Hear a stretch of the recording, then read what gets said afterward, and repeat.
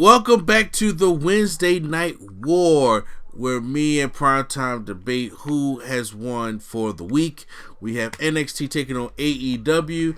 NXT has two steel cage matches for you guys tonight, while AEW has the fallout from Revolution. So, why don't we get up into this? So, to start off with NXT, we start off with the first of two steel cage matches of Tegan Nox taking on Dakota Kai. This matchup I thought was actually pretty good. Very creative to the end. I don't like dumb babyface syndrome. I don't. Well, apparently in wrestling, all babyfaces are dumb, right? Yeah, that's what it's looking like, except for Stone Cold. But so Tegan Nox has a crossbody which gets she gets Becky Lynch style air. Has no leap. She just falls off the cage and falls right down on Dakota Kai. There's one time when they were both on the top rope and Dakota Kai does that. She did a choke to Dakota Kai. She just flat back bumps on the apron. Then she's the shiniest wizard. That was basically a back bump, actually. Yeah. She's the shiniest wizard, and Dakota kicks out. And I was just like, she was shocked and I was shocked. Then Raquel got Gonzalez on the outside the whole time. So, as she's trying to get out, Raquel is right there, like standing right there, and I'm just like, jump on her. Why are you standing there looking at her? And then she looks at the door, so she tries to drag Dakota Kai out the door. Then she closed the door around her knee. I like that visual; it looked good. And I was like, okay, after you closed it, jump on her. So I have a question, right? So what is a steel cage match supposed to do? It's supposed to keep the opposing forces outside while the components fight inside. No, I'm saying I'm just saying, I don't understand why you have a blood feud, but then you win this little match by escaping. Why not just make it pin or submission? I agree. Because this match, I think, should have been just pin or submission because of the injury that she did to her. Yeah. So you mean to tell me that Tegan Nox wanted to win this match not by beating her up, by just leaving the cage? Exactly. Yeah, no, it's not sweet revenge, and I agree with you. Yeah. So Raquel goes out, takes the door, and closes it on Tegan Nox while she's hanging on the outside of the cage, and then Dakota Kai comes out the cage, and then Tegan Nox loses the matchup. And I was like, "Yeah, my points."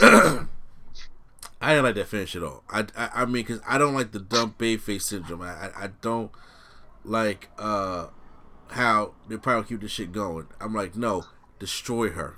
Okay. I mean, it's like, so is this feud not over? I mean, it's 2-0. Oh, yeah. Yeah, it is over. You're right. Yeah, I don't think they should keep it going, but I guess. Next up, we have the first qualifying matchup for the ladder match at TakeOver Tampa. We have Chelsea Green taking on interesting two people to start this exactly versus Sazi Blackheart, and I was just like, okay, but fine. She comes out her low tank. The match is boring. Let's be honest with you. There's no chemistry there. However, Chelsea Green hits the "I'm prettier," she calls it, and yeah, but it's so weird how she hits it. Yeah, I don't like it at all. I don't like that.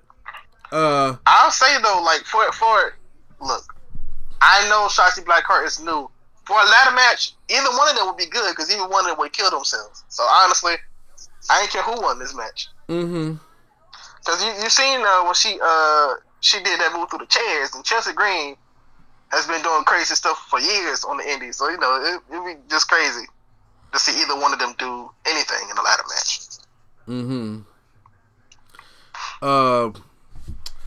Keith Lee is out for a promo, and Swole Theo is giving us the sermon, and then Cameron Grimes comes out, and he wants a shot at his North American championship, especially when he got that win over Dominic Dijakovic with the help of Damian Priest last week. So he's talking all this crap, and then Lee hits him kind of with a pounce over the top ring, and then he says, It's a taste of what's to come. Which it looks like we may get a fatal 4-way at Tampa. You think the same one? I know. I'm sorry. I just don't want to see Cameron Grimes. I don't. It was so good. It was so good as Trevor Lee, and then came here and then just like instantly became trash. He does have decent matches though.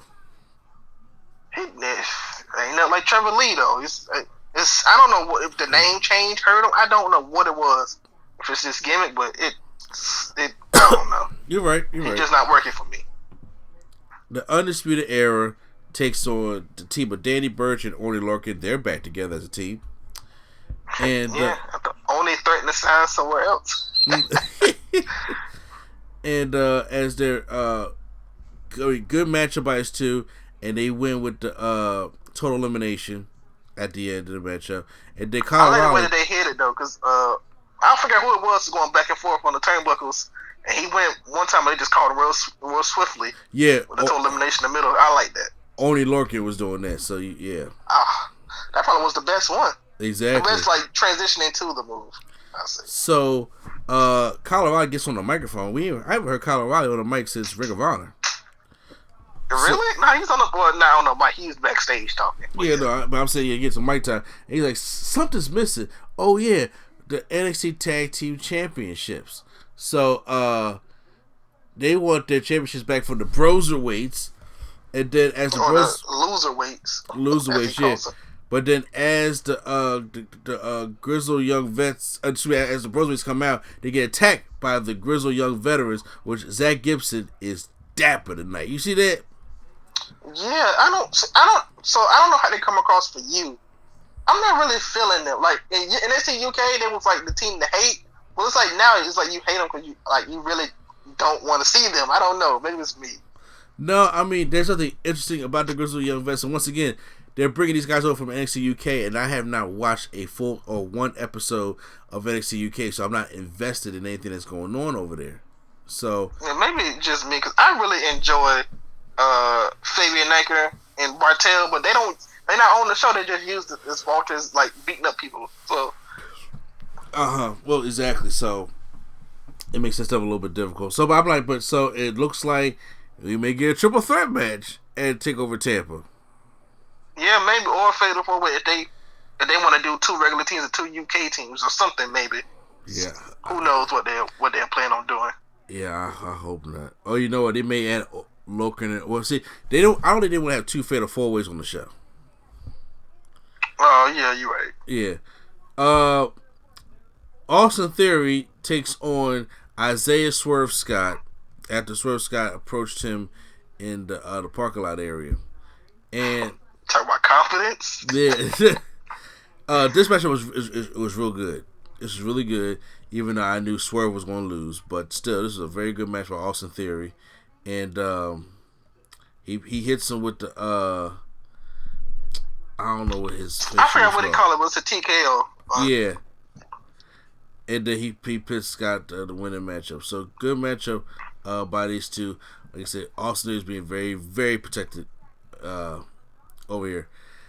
We get an interview segment with Johnny Gargano and Mauro Ronaldo. And I hope Mauro wasn't really shook by this interview, by the way. And I'm surprised he came to work later that day. That's not right. Somebody tweaked them. No, see, don't even do it. Don't even do it. Because I'm not going to say his boy going to the Hall of Fame. I ain't going to say nothing. Anyways. So, before they even get the interview out, Gargano is very pissed and very mad. Talk about something to Gargano. You call what did Mauro call Gargano that pissed him off? I think like a Johnny Turncoat. Yeah, Johnny Turncoat. And he says, you don't know the reason. You don't know me. You don't know what's going on. And I'm saying you sit there and you do all your commentating and everything, but you don't know what's going on. So where your mama me is now. And he said, John, look, I'm gonna tell you right now. Yeah, all in his face too. Yeah, he was like, I'm getting very uncomfortable, and I was just like, all right. I was like, please don't really be getting uncomfortable tomorrow. So he's like, yeah, you get on out of here. and then he goes to the camera and goes and makes it was a threat to Ciampa, and I don't mind Gargano on this role, but I'm just like, it's still weird. I still think they're miscast when it comes to heel and face, but it all depends what kind of match you're going to do at Tampa. It all depends, because you can't do a regular one-on-one match. There's no belt. You can't do a street fight. I already did that. You can't do. So do they do like a Hell in a Cell, or do they do that death match that Gargano and Cole did, or something? I'm telling you, I would do the Hell in a Cell. I would too, but that'd be so great. Oh my gosh, I don't even want to think about it, because they'll find a way not to do something. They'll find a way to do like a regular match. No, but see, when it comes to Ciampa and Gargano, though, they usually knock it out the park. Usually. See, they did Last Man Standing. They did non-sanction. They did Last Man Standing. They did a street fight. Street fight. Why are they still feuding again? Like, what you can only go, but so you can only do with so much. Because Triple H wants his payoff match at the Mania weekend. That's why. So what? It's only you can only do what, a steel cage, and that's not even. You can only do a Hell in a Cell. It's like or 3 stages. Exactly. So I quit. Oh yeah, he did say it's only room for 1. So maybe they do an I quit match and the loser has to like leave NXT or something. Yeah. Okay.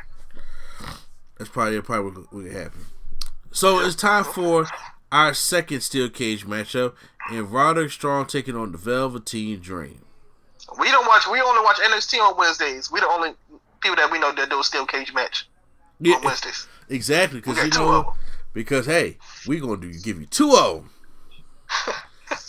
So in this matchup, pretty good. Roderick came down in his fight jeans. He didn't come in his whole wrestling gear. He came there to fight, which I do like. As soon as he got in the ring, they just started going at it. They didn't take time to do the whole Rhea Ripley pose thing, which, by the way, I forgot to mention.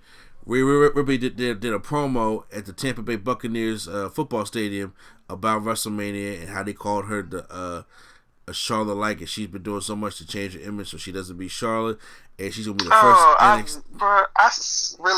miss Rhea with the long hair though. Like that's my favorite look on her. The long hair and it's rainy and stringy. Yeah. And then she cut it. I mean, I'm not too mad. I'm not too mad that she cut it though. So I'm not mad, but I was like, that look was just like her. That was her look. But yeah, I guess she gotta evolve. Yeah, you're right. So that right there was what was I gonna say? Yeah. So that was a nice little segment. So I forgot to mention that happened earlier in the show. But now we'll go back to the steel cage matchup, and there is like I said, back and forth action. He still has his wife Marina Shafir on his pants. Velveteen Dream is going to tease a Purple Rainmaker from the top of the cage. But here come the Undisputed Era. You knew they was coming. And they fight him. They actually are coming into the cage. And I'm just like, what are y'all doing? Okay. Yeah, because, steel cage matches mean so much to keep people out these days. Yeah, but which actually I kind of like how they changed it. So Dream says, this secretly isn't about you, Roderick. So he throws him out the cage, and Roderick Strong wins the match. He escaped the cage first. And Dream locks the cage, but what you'll realize is Adam Cole is still in the cage with him, which is funny. He locks him in the cage as if he can't climb over the roof. But so he beats out Adam Cole, gives him a Dream Valley Driver, and gives him a Dream Valley Driver on the chair. And then we see what Dreams' intent is. The NXT Championship. So, do we see next week Velveteen Dream coming out with Britt Baker on his pants? What? Do we see Velveteen come out with Britt Baker on his pants? That would be so crazy to do. That would be hilarious. Yeah, I'm about to say Dr. Britt Baker, DMD. I don't know. They might not do it, but I'll say that'd be so cool if they would do that.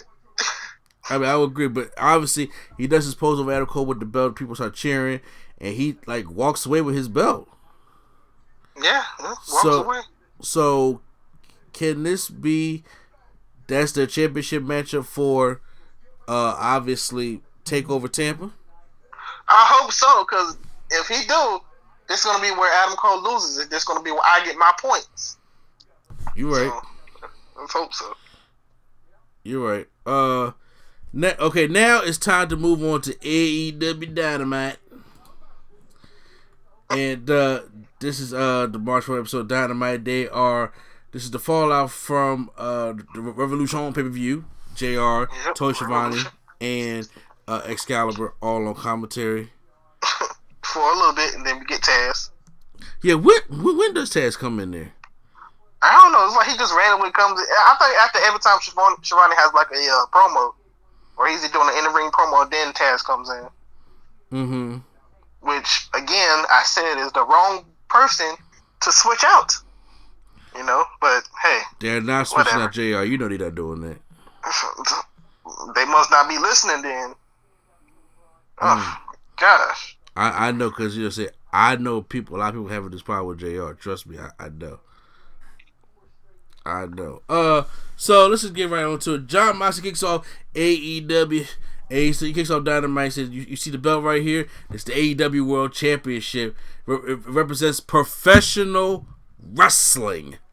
Mm-hmm. So the sport that I love and dedicated his life to.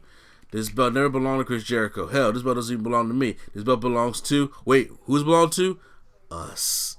So you know we get that, and then all of a sudden he says he brings pro wrestling back, but then Jericho and the Inner Circle walk out.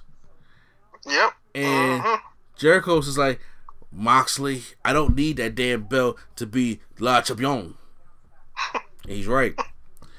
And he says, everybody likes the Moxley era, right? He said, well, I think it sucks.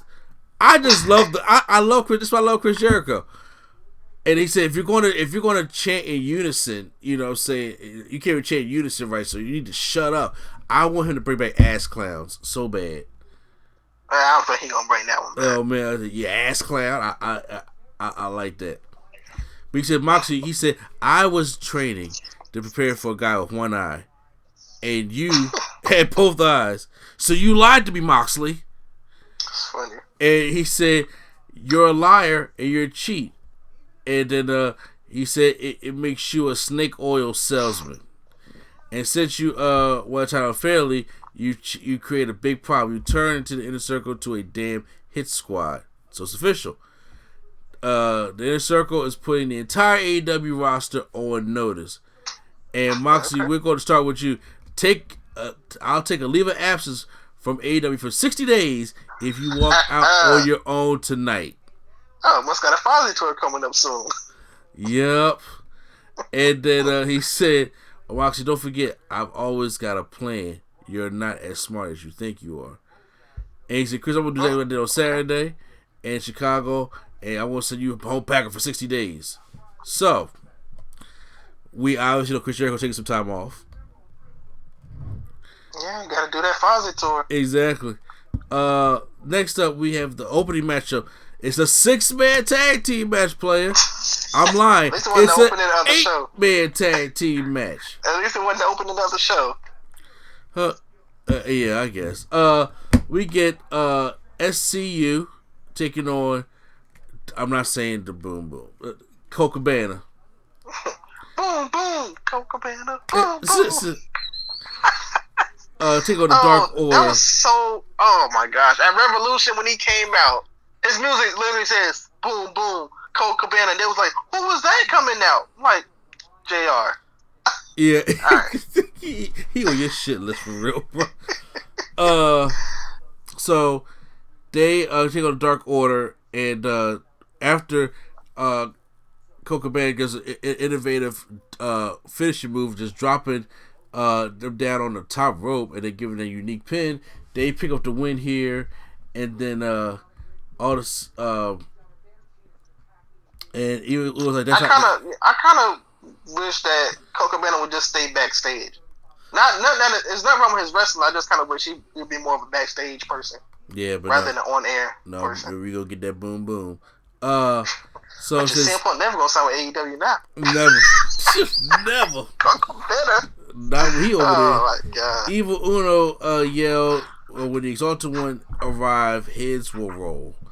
And then of course you got Dr. Brent Baker, DMD. Even though my wife said also been doing a good job. Yeah. At the Exalted One thing, teasing it on Twitter and stuff, and making these messages and seeing who it could be, and I kind of like it. It's getting everybody excited.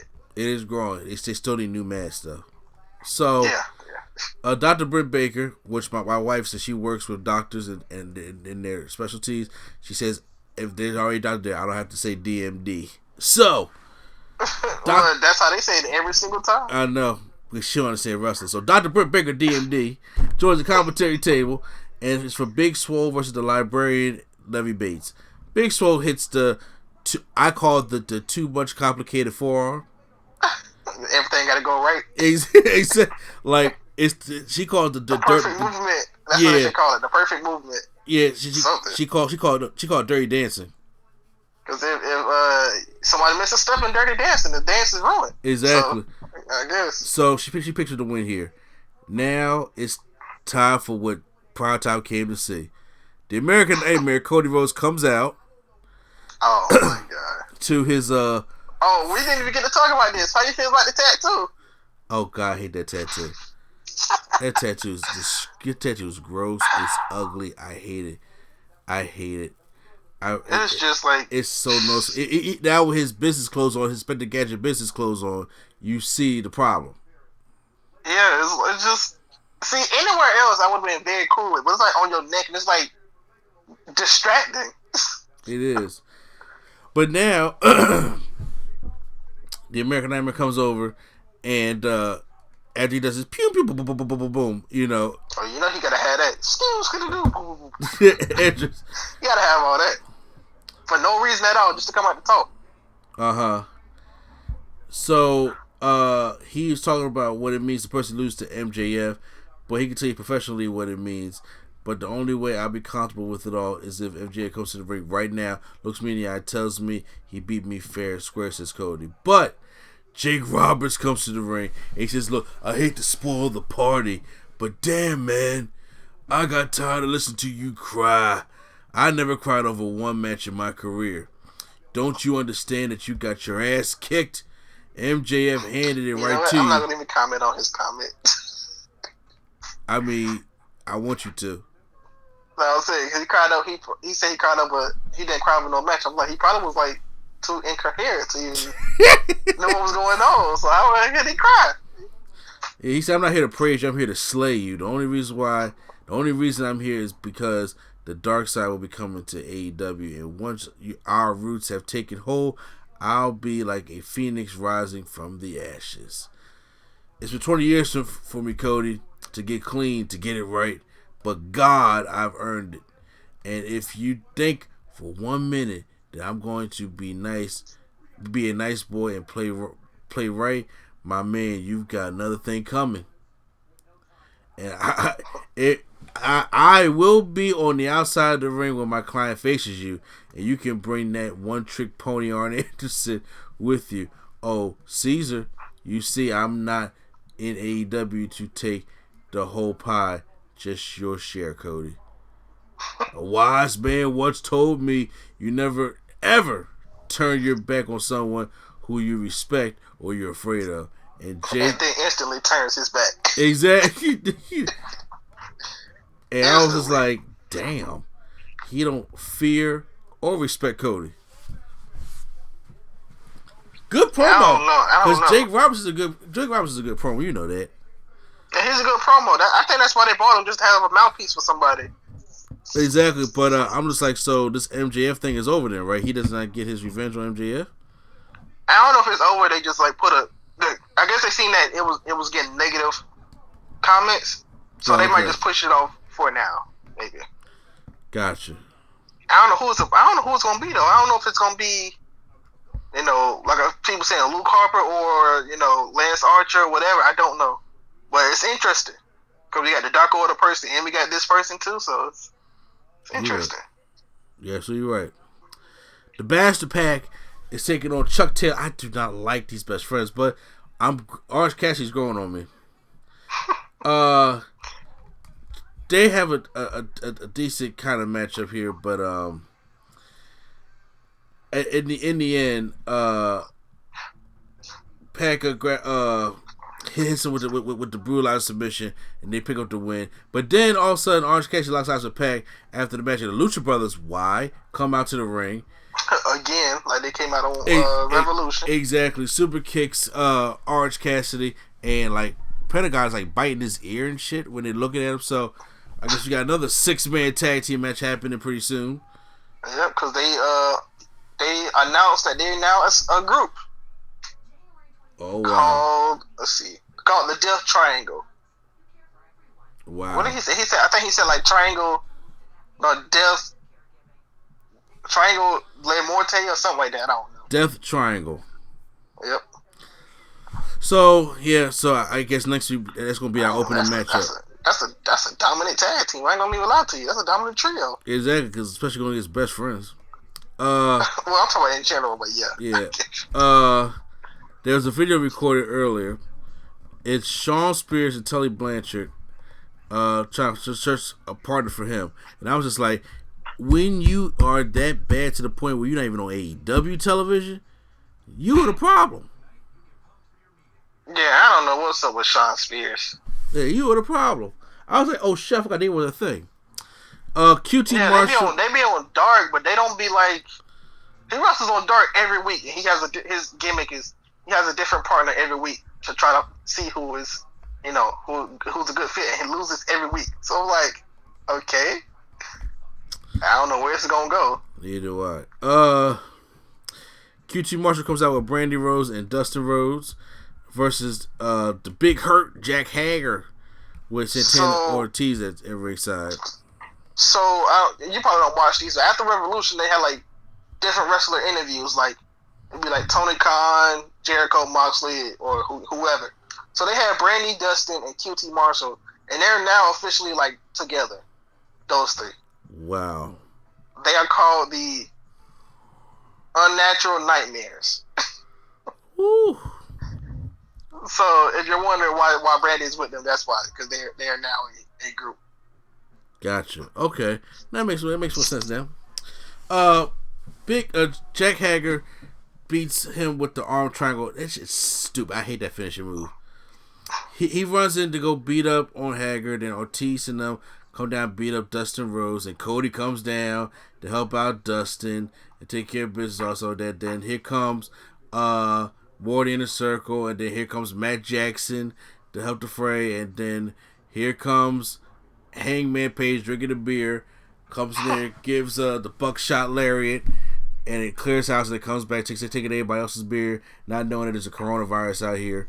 So yeah, but Matt Jackson was like, we cool? And he gives him a middle finger right to the face. Yep.